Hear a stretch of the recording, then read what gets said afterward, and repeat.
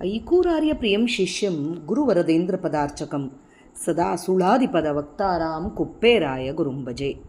ಅಜ್ಞಾನತಿಮಿರಚ್ಛೇದಂ ಬುದ್ಧಿಸಂಪತ್ಪ್ರದಾಯಕಂ ವಿಜ್ಞಾನ ವಿಮಲಂ ಶಾಂತಂ ವಿಜಯಾಖ್ಯ ಗುರುಂಭಜೆ. ಶ್ರೀ ವಿಜಯದಾಸಾರ್ಯ ವಿರಚಿತ ಶ್ರೀ ಪಾಂಡುರಂಗ ಸುಳಾದಿ.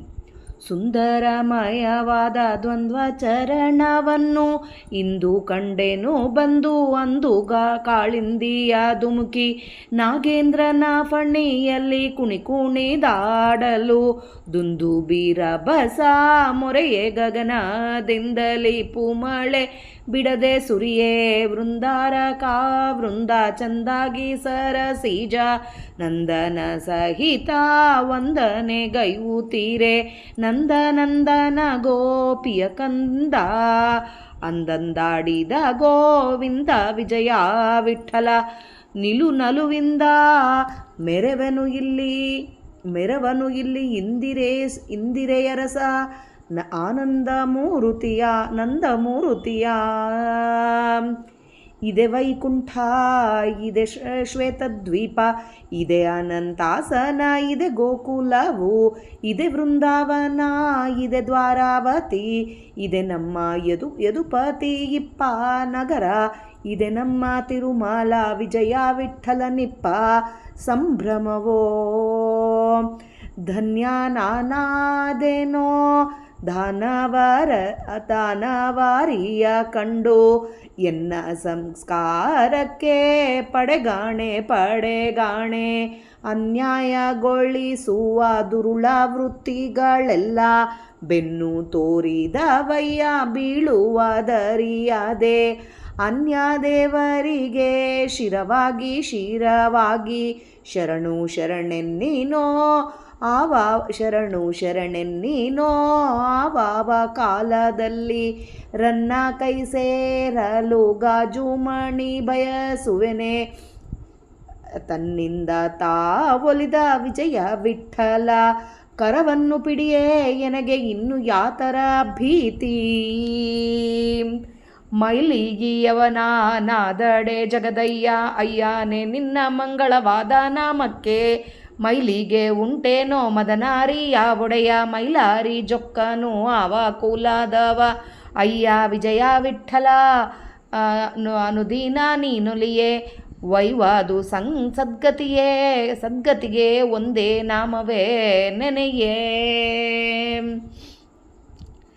ಹರಿದು ಎಂತನ್ನರಿಯದೆ ನರರಿಗೆ ಶರಣು ಜನರಿಗೆ ಬಲು ಮರಳು ಕಣೋ ಪಾಂಡುರಂಗ ವರ ಇಟ್ಟಂಗಿ ಮೇಲೆ ನಿಸ್ಥಿರವಾಗಿ ನಿಂತ ಸಿರಿಧರಪತಿ ವಿಜಯ ವಿಠಲ ಗುರು ಪುರಂದರನ ಪ್ರಿಯ ಪಂಢರೀರಾಯ ಪ್ರಾಕೃತ ವಿರಹಿತ ಕಾಯ ಪುಂಡರೀಕ ವರದ ವಿಜಯ ವಿಠಲ ರೇಯ.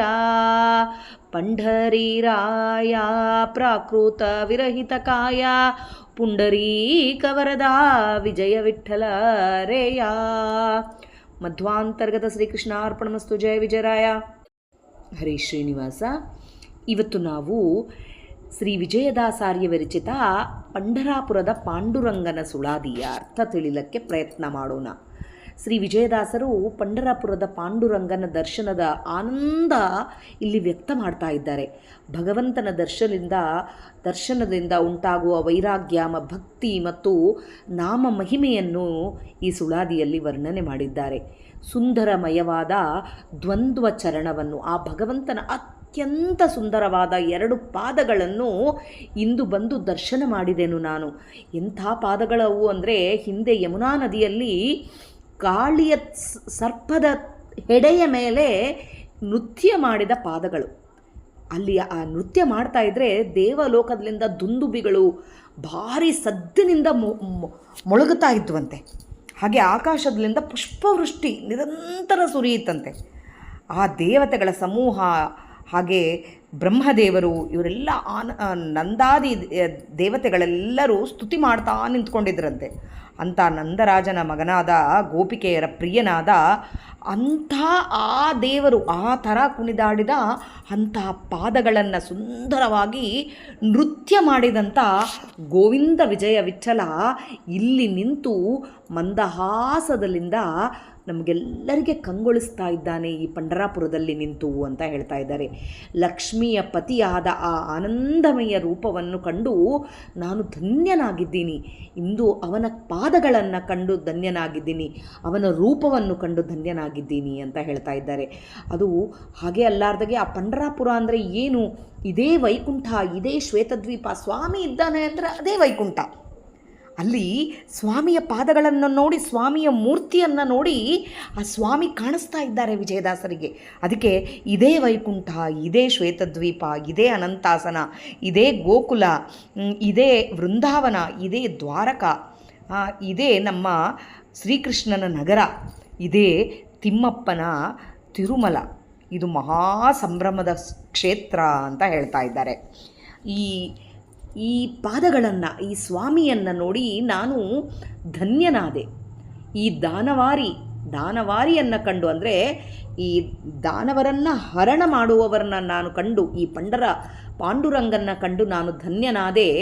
ನನ್ನ ಹಿಂದಿನ ಪುಣ್ಯ ಸಂಸ್ಕಾರಗಳು ಫಲವೇ ಇವತ್ತು ಈ ಪಂಢರಾಪುರ ಸ್ವಾಮಿಯನ್ನು ನನಗೆ ದರ್ಶನ ಭಾಗ್ಯ ಆಗಿದೆ. ನನ್ನಲ್ಲಿದ್ದ ದುಷ್ಟ ಪ್ರವೃತ್ತಿಗಳೆಲ್ಲ, ಅನ್ಯಾಯಗೊಳಿಸುವ ದುರುಳ ವೃತ್ತಿಗಳೆಲ್ಲ ಬೆನ್ನು ತೋರಿಸಿ ಓಡಿ ಹೋಗ್ತಾ ಇದ್ದಾವೆ ಅಂತ ಹೇಳ್ತಾರೆ.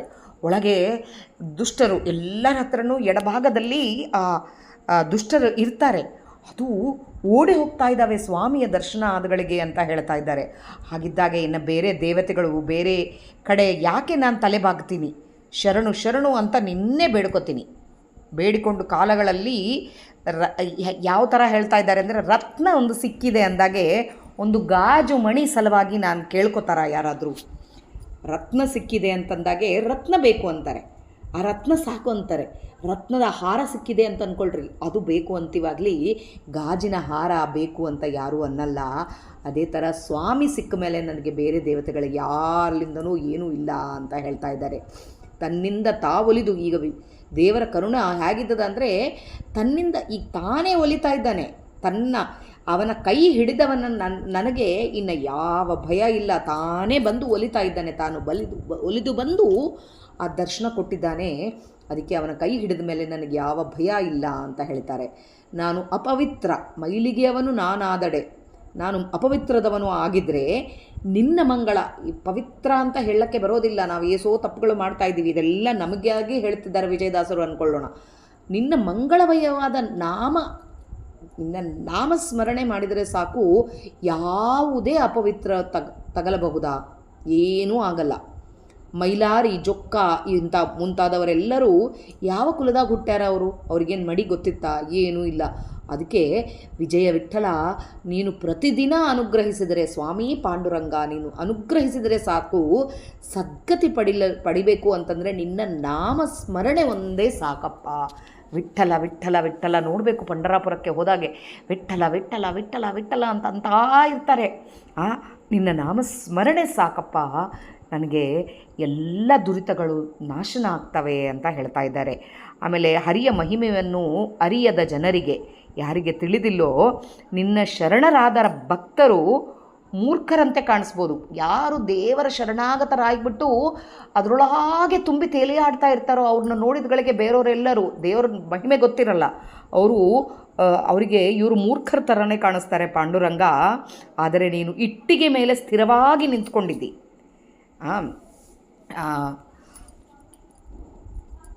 ಇಟ್ಟಿಗೆ ಮೇಲೆ ನಿಂತ್ಕೊಂಡಿದ್ದಿ. ಅದು ಯಾಕೆ ನಿಂತಿದ್ದಿ? ನಿನ್ನ ಭಕ್ತರು.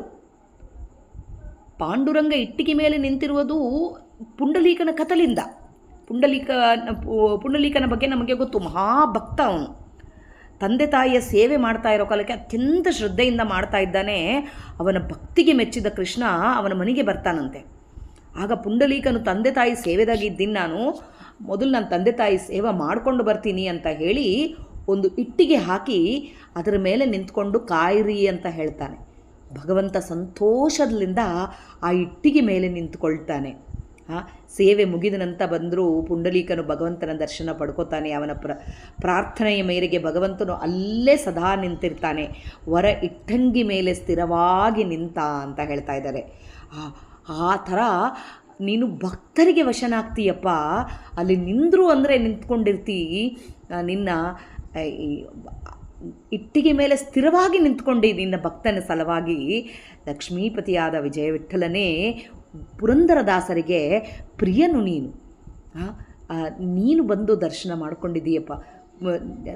ಪುರಂದರದಾಸರು ಅಲ್ಲಿ ಪಾಂಡುರಂಗ ಅಂದರೆ ಸಾಕು, ನಿನ್ನ ದರ್ಶನ ನನಗೆ ಭಾಗ್ಯ. ನನ್ನ ಗುರುಗಳಾದ ಪುರಂದರದಾಸರು ಮಾಡಿಕೊಂಡಿದ್ದಂಥ ದರ್ಶನ ನನಗೆ ನಿನ್ನ ದರ್ಶನ ಆಗೋ ಭಾಗ್ಯ ಸಿಕ್ಕಿದೆ ಅಪ್ಪ. ನೀನು ನಿನ್ನ ಭಕ್ತರ ಸಲುವಾಗಿ ಏನು ಮಾಡ್ಲಿಕ್ಕಾದರೂ ಮಾಡ್ತಿದ್ದಿ ಅಂತ ಹೇಳ್ತಾ ಇದ್ದಾರೆ. ಪಂಡರಿ ರಾಯ, ಪಂಡರಪುರದ ರಾಜನೇ, ನೀನು ಭೌತಿಕ ದೇಹದವನಲ್ಲ, ದಿವ್ಯ ಸ್ವರೂಪಿ. ನಮ್ಮೆಲ್ಲರ ಥರ ಪ್ರಾಕೃತ ದೇಹ ಅಲ್ಲ, ಅಪ್ರಾಕೃತದವನು. ಪುಂಡರೀಕಗೆ ಒಲಿದಂಥ ವಿಜಯ ವಿಠ್ಠಲರೇಯ. ಇವಾಗೇ ನಾವು ಹೇಳಿದ್ವಿ ಪುಂಡರೀಕನ ಕಥೆ, ಅಲ್ಲಿ ಆ ಥರ ಅವನಿಗೆ ಒಲಿದಂಥ ನೀನು ಭಾಳ ನಿನ್ನ ದರ್ಶನ ಆಗಿದೆ ಅಪ್ಪ. ಎಂಥ ನಿನ್ನ ಕಾರುಣ್ಯ, ಭಕ್ತರ ಮೇಲೆ ನಿನ್ನ ಕಾರುಣ್ಯ ಸುರಿಸ್ತಾ ಇದೆಯೋ. ನಿನ್ನ ಪಾದ ದರ್ಶನ ನನಗಾಗಿದೆ. ಮನೆಯಲ್ಲಿ ಕೂತ್ಕೊಂಡು ಪಾಂಡುರಂಗನ ಸುಳಾದಿ ಹೇಳ್ಕೊತಾ ಅವನ ಪಾದ ದರ್ಶನ ಆಗಿದ್ದದ ಅಂಥೇಳಿ ನಾವು ಮನಸ್ಸಿನಾಗೆ ಎಲ್ಲ ನಮ್ಮ ಒಳಗೆ ಎಲ್ಲ ಕ್ಷೇತ್ರಗಳಿದ್ದಾವೆ ಅಂತ ಹೇಳ್ತಾರೆ. ವಿರಾಟ್ ರೂಪಿಯಾಗಿ ಪರಮಾತ್ಮ ನಮ್ಮ ಸುತ್ತೂ ಇದ್ದಾನೆ ಅಂತ ಹೇಳ್ತಾರೆ. ಹಾಗಿದ್ದಾಗೆ ಹೋಗ್ಲಿಕ್ಕೆ ಆಗಲಿಲ್ಲ ಅಂತಂದರೆ ಕೂಡ ಒಳಗೆ ನಿತ್ಯ ಪಾಂಡುರಂಗನ ನೆನೆಸ್ಕೊಂಡು ಅವನ ಪಾದಗಳನ್ನು ನಾವು ದರ್ಶನ ಮಾಡ್ಕೋಬೋದು ಇಂತಹ ವಿಜಯದಾಸರ ಸುಳಾದಿಗಳಲ್ಲಿಂದ. ಇದು ವಿಜಯದಾಸರು ನಮಗೆ ಕಣ್ಣಿಗೆ ಕಟ್ಟಿದಂತೆ ಆ ಪಾಂಡುರಂಗ ನಿಂತಿದ್ದು, ಅವನ ಸುಂದರವಾದ 2 ಪಾದಗಳು. ಎಂಥ ಪಾದಗಳು! ನಮ್ಮ ಒಳಗೆ ಇದ್ದ ಈ ಅಹಂಕಾರವನ್ನು ತುಳಿದು ಮೆಟ್ಟಿ ಕಾಳಿಂಗನ ಮದನ ತಲೆ ಮೇಲೆ ಯಾವ ಥರ ತುಳಿದಾಡಿದೆಯೋ ಅದೇ ಥರ ನನ್ನ ಅಹಂಕಾರವನ್ನು ತುಳಿದಾಡಿ ನಾನು ಮಾಡ್ತಾ ಇದ್ದೀನಿ ಎಂಬುದನ್ನು ತೆಗೆದುಬಿಟ್ಟು, ಸ್ವಾಮಿ ನೀನು ಮಾಡಿಸ್ತಾ ಇದ್ದೀಯ ಎಂಬುದನ್ನು ನನಗೆ ಸದಾ ಕೊಡಪ್ಪ ಅಂಥೇಳಿ ನಾವೆಲ್ಲ ಆ ಪಾದವನ್ನು ಸ್ಮರಣೆ ಮಾಡಬೇಕು ಅಂಥೇಳಿ ವಿಜಯದಾಸರು ಹೇಳ್ತಾ ಇದ್ದಾರೆ. ಇದರಲ್ಲಿ ನನ್ನ ಜೀವನ ಯೋಕ್ತಿಗೆ ತಕ್ಕಷ್ಟು ಸ್ವಾಮಿ ಒಳಗೆ ನಿಂತು ವಿಜಯದಾಸರಂತರ್ಗತ ಭಾರತೀರಮಣ ಮುಖ್ಯ ಪ್ರಾಣಾಂತರ್ಗತ ಶ್ರೀ ವೇಣುಗೋಪಾಲ ಸ್ವಾಮಿ ನುಡಿಸಿದ್ದಾನೆ. ತಪ್ಪುಗಳಿದ್ದಲ್ಲಿ ದಯವಿಟ್ಟು ಕ್ಷಮೆ ಇರಲಿ. ಮಧ್ವಾಂತರ್ಗತ ಶ್ರೀಕೃಷ್ಣ ಅರ್ಪಣಮಸ್ತು. ಹರೇ ಶ್ರೀನಿವಾಸ. ನಾಹಂಕರ್ತ ಹರಿಕರ್ತ. ಜಯ ವಿಜಯರಾಯ.